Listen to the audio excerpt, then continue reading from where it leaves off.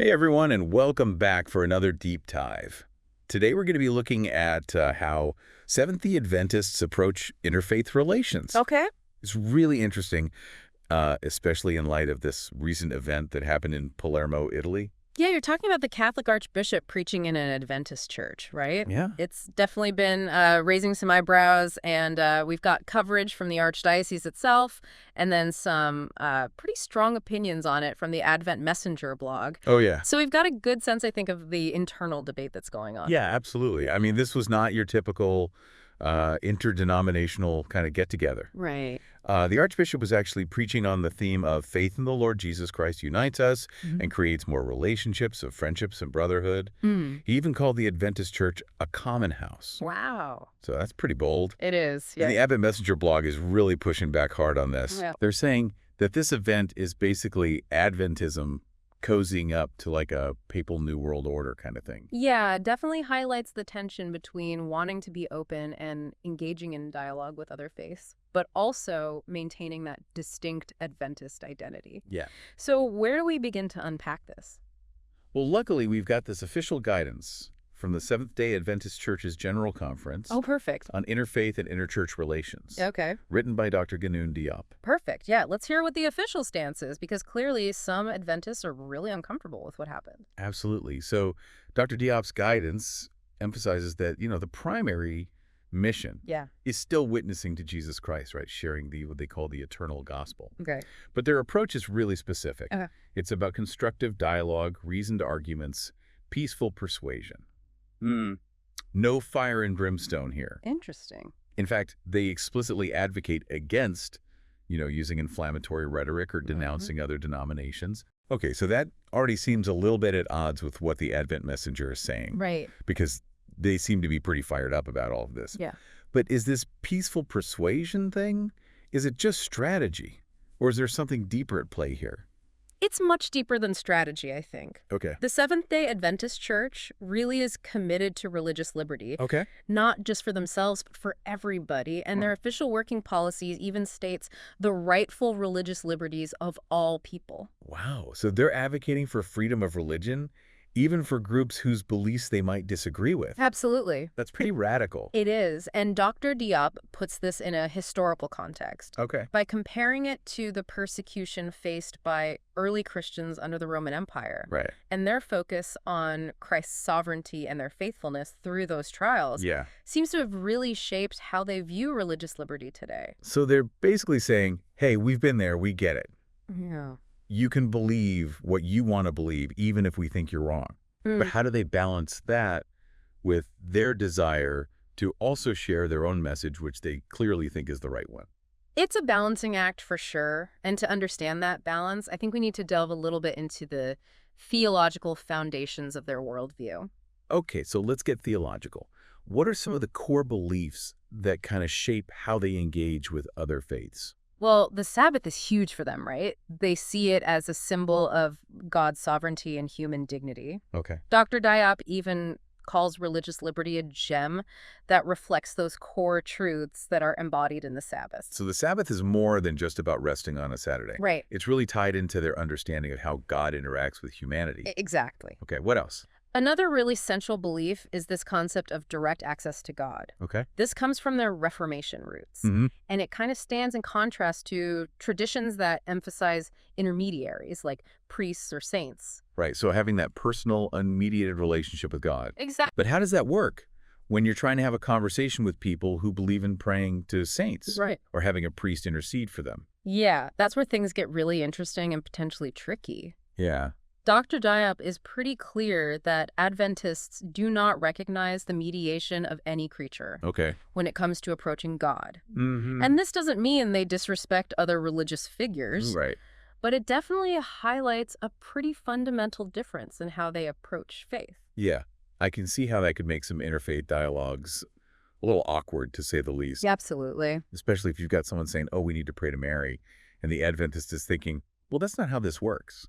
Exactly. And remember, the Advent Messenger's really strong reaction to the Archbishop preaching in an Adventist church. Yeah. This belief in direct access to God might help explain why they see this event as such a threat. Yeah.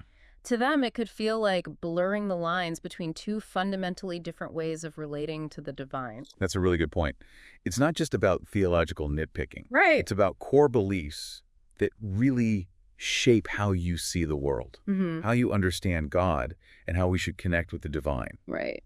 So we're seeing this tension already between wanting to be open to dialogue, but also wanting to hold on to what makes Adventism unique.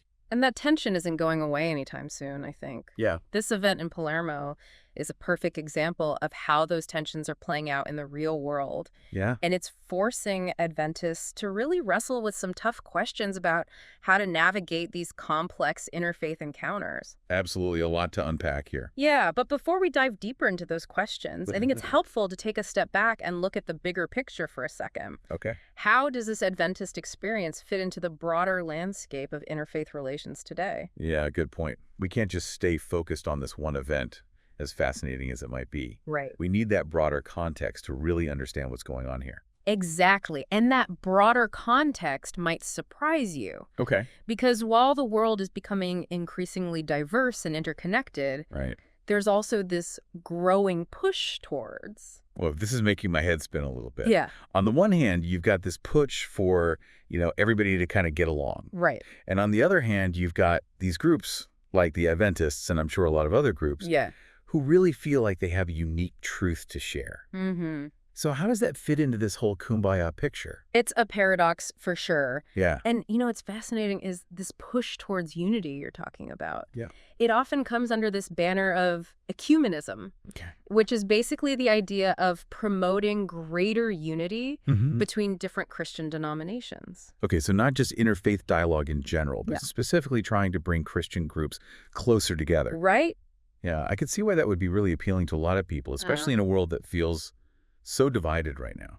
Absolutely. And the event in Palermo, with all these different denominations represented, Yeah. Anglicans, Lutherans, Methodists, Pentecostals, even Russian and Romanian Orthodox. Wow. It really does feel like this microcosm of this broader ecumenical movement. Okay, but hold on a second. Didn't you say earlier that Adventists have some pretty unique beliefs? Yes. Especially about, this direct access to God thing. Right. How do they reconcile that with this push for, Christian unity? Right. Which, let's be honest, sometimes feels like everyone just kind of agreeing to ignore their differences. That is the million-dollar question. Yeah. It's something that's causing a lot of, debate and soul-searching, I think, Yeah. within Adventism and other denominations too, Right. that hold to a strong sense of their own distinct identity. Because on the one hand, Yeah. they want to be a part of that broader Christian fellowship. Right. They want to work together on issues of social justice, promote peace, present a united front to the world. Right, because saying we're all Christians has a lot more impact than a bunch of separate groups all claiming to have the only truth. Exactly. But then there's that other side of the coin, right? Yeah, Which yeah. is this belief that they have this unique message to share. Okay. This message that's centered on the soon return of Christ. Yeah. The importance of following the Bible, including keeping the Sabbath. Right. And of course, that whole direct access to God thing. Yeah. And that can make it really, really tricky to fully embrace that ecumenical vision. Yeah. Which sometimes feels like it's pushing everyone towards this lowest common denominator kind of Christianity. So are they just stuck in this awkward middle ground? Yeah.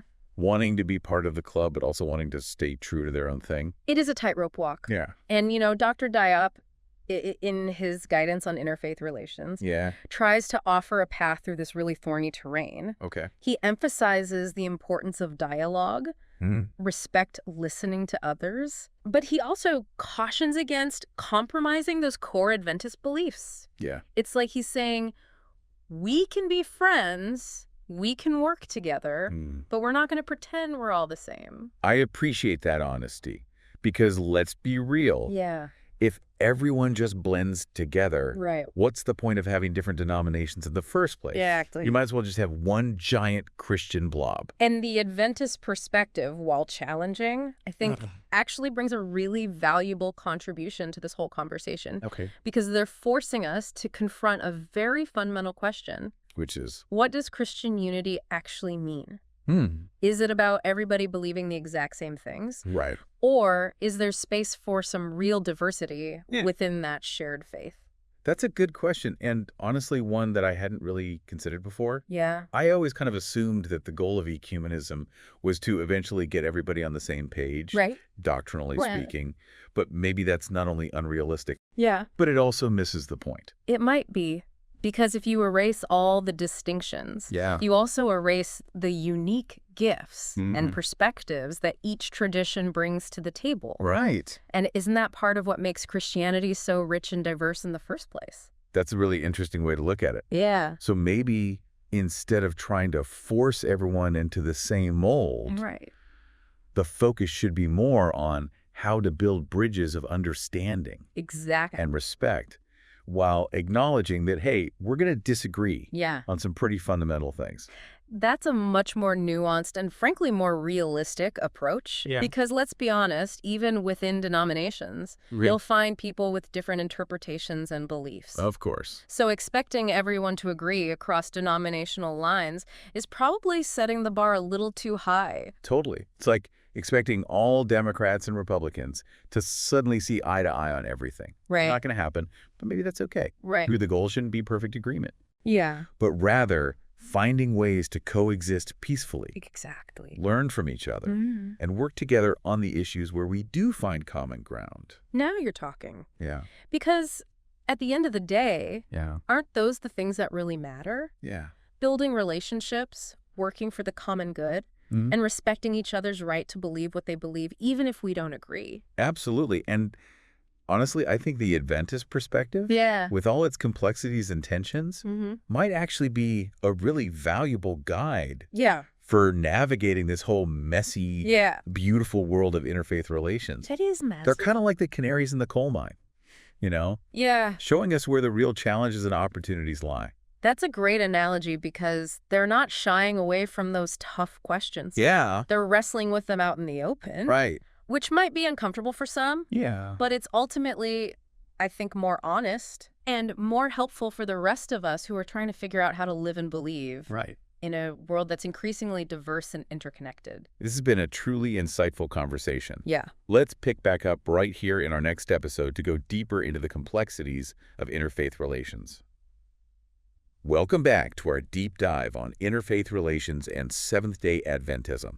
Last time we were talking about this tension between, Adventists' unique beliefs and this broader push for Christian unity, especially within the ecumenical movement. Exactly. And we were starting to kind of explore that question of, where Adventism fits Totally. into this increasingly diverse and interconnected world. And I think that leads us to an even bigger question, which is what role can individuals and faith communities play Right. in fostering understanding and peaceful coexistence Yeah. while still respecting differences in belief? That's the question, isn't it? Yeah. Especially given, I think, the current global landscape where religious differences are often seen as a source of conflict rather than, a source of richness and potential understanding. It feels like sometimes we're moving in the wrong direction, Yeah. with more polarization and less tolerance for different viewpoints. It's true. So how do we as individuals and as communities counter that trend?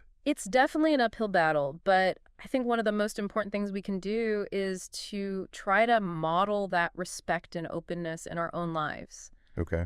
Be willing to listen to people who believe differently than we do without judgment, without the need to convert them. I think that's a crucial point. Yeah. It's about genuinely trying to understand their perspective, Yeah. not just waiting for your turn to speak. Exactly. It's about engaging in dialogue with humility and curiosity and recognizing that, we all have something to learn from each other. But what about when those differences feel really fundamental, even irreconcilable? How do you have a respectful dialogue with someone whose beliefs you might even find, offensive or harmful? Yeah. That's where things get really challenging. Yeah. But I think it's important to remember that even when we disagree, Yeah. we can still treat each other with basic human dignity and respect. And that sometimes means having the courage to say, I disagree with what you're saying, but I respect your right to say it. I like that because it acknowledges the difference, Yeah. but doesn't shut down the conversation. Right?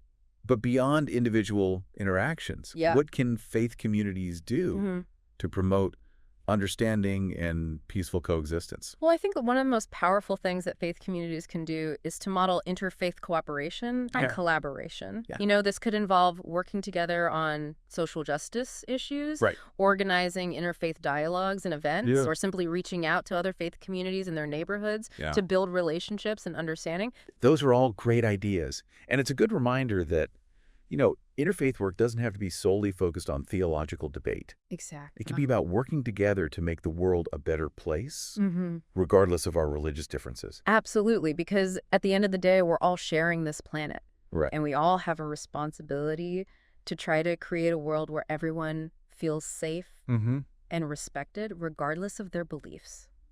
So as we're wrapping up this deep dive, I'm left with a sense of hope, Yeah. but also a sense of urgency. Yeah. Hope, because I believe that through dialogue and collaboration, we can overcome these religious divides, Yeah. but also urgency because the stakes are so high. I agree. And I think the Seventh-day Adventist experience, with all of its complexities and challenges, offers us a really valuable roadmap for navigating this complex terrain. Yeah. They're showing us that it is possible to hold on to your own beliefs Right. while still being open to dialogue and collaboration with those who believe differently. It's a balancing act, for sure, but a necessary one if we want to create a more peaceful and just world. Absolutely. Well, thank you for joining us on this deep dive. We hope it's given you some food for thought Yeah. and perhaps even inspired you to be a bridge builder in your own community. And remember, even small acts of kindness and understanding can have this ripple effect, creating waves of positive change in the world. That's a beautiful thought to end on. Yeah. Until next time, keep exploring, keep questioning, and keep building bridges.